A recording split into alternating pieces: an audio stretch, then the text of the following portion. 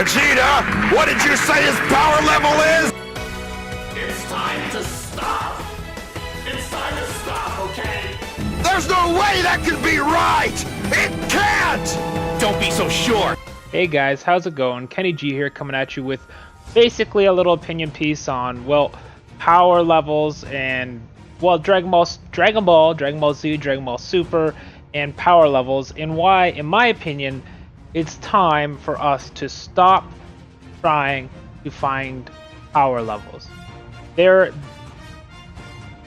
all of Dragon Ball, well, at least Dragon Ball Z and Dragon Ball Super, anyone who has ever used a scouter being the device used to measure power levels, it's blown up in their face. Whether that was Raditz, or Vegeta, or Nappa, or what was that purple dude's name? I don't even remember.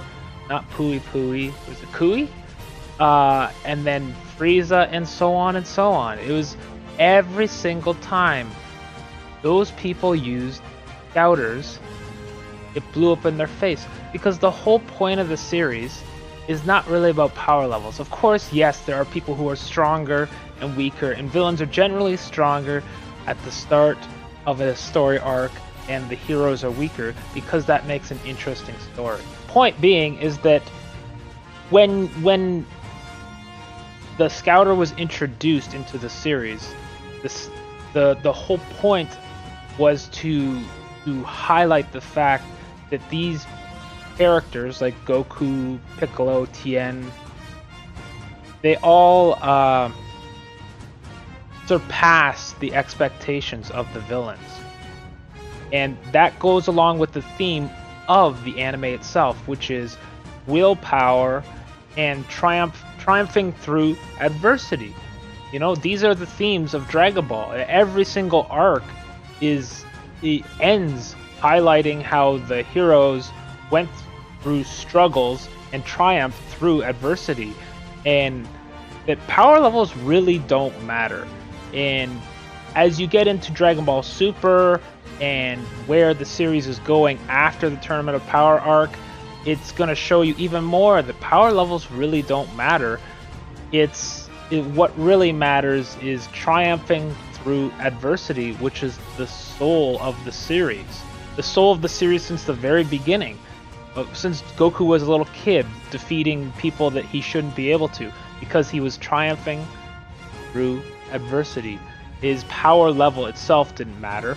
I know everyone wants to analyze the characters so that they can create like a scale and be like, here's where Goku is, here's where Vegeta is, here's where Frieza is, and you know, rank them all based on who's strongest. Like that's in our nature almost, to want to make like top 10 lists of fighters. I mean, that's why you see so many videos on YouTube of everyone analyzing power levels, or even just top 10 lists in general on YouTube. But really, power levels don't really matter, because you always see characters who defeat people with higher power levels. Does strength factor in? Sure, it does.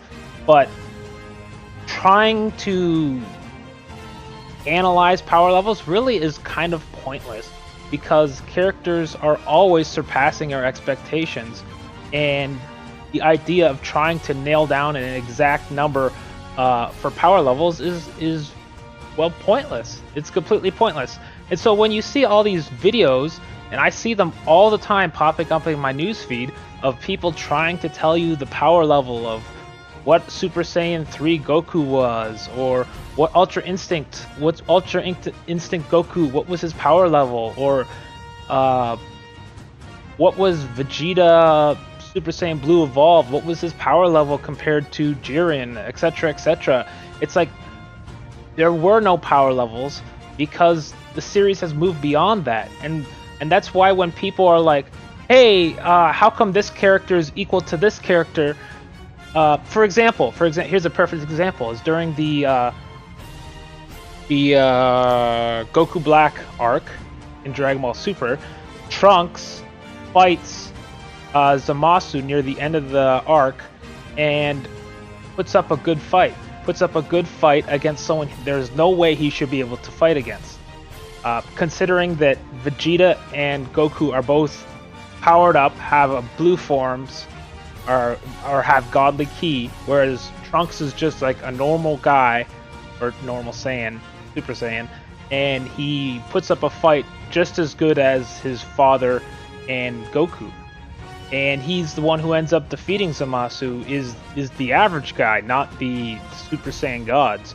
And that just highlights the whole idea that the power levels don't really matter.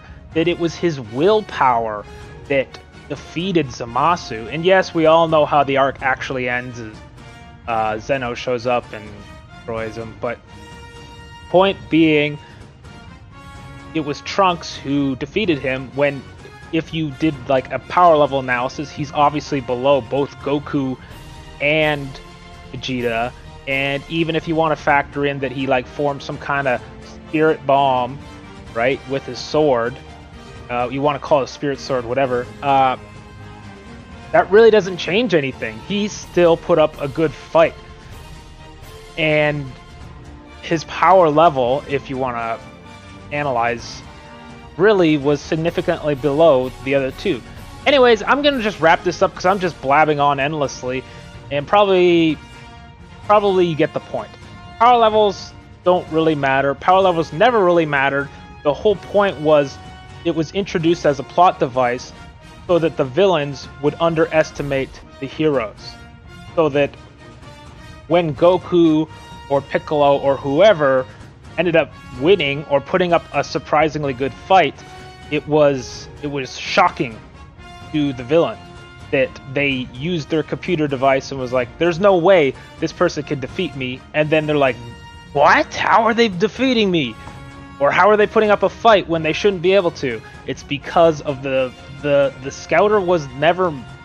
Scouter and power levels were never meant to be anything more than a plot device.